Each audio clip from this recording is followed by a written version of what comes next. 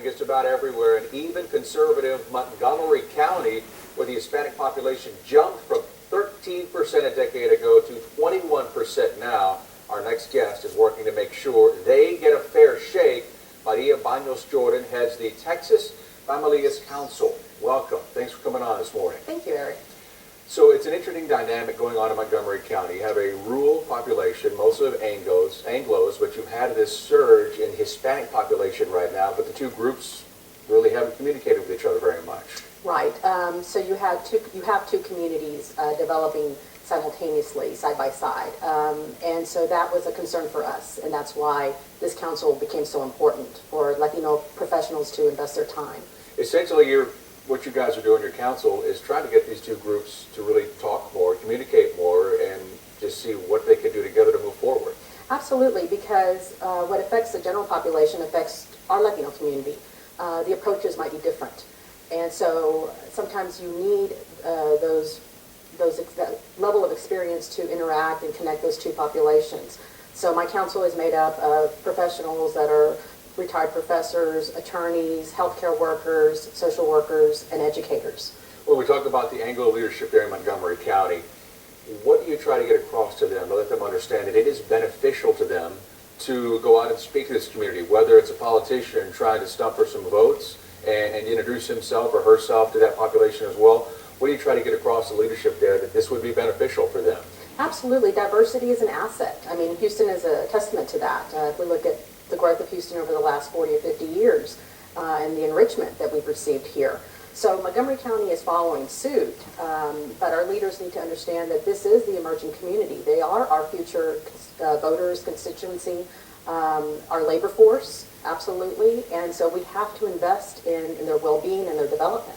One of the interesting comments you've made in a couple of other articles you've been featured in was you said Montgomery County right now is where Houston was back in the 1980s. Explain what you mean by that comment.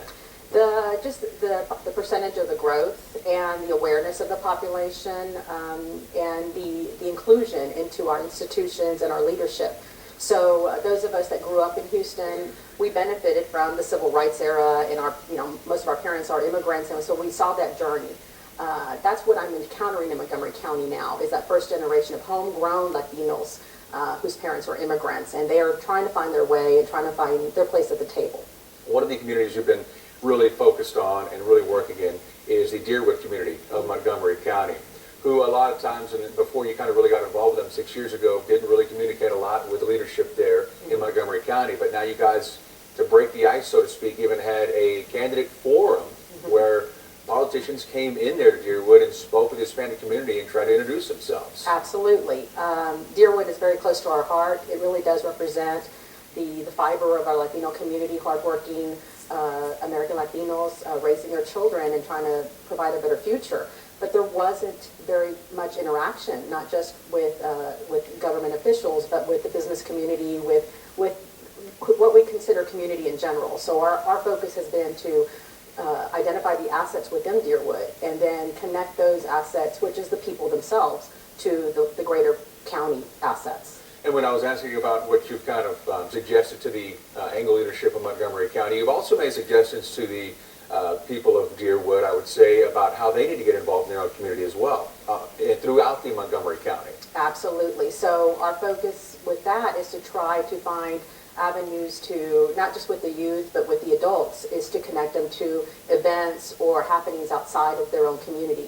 These are very rural enclaves, so they tend to be isolated, and it's that survival mentality of protecting themselves, which we understand, and we're extremely sensitive with that. And we become protective of the community.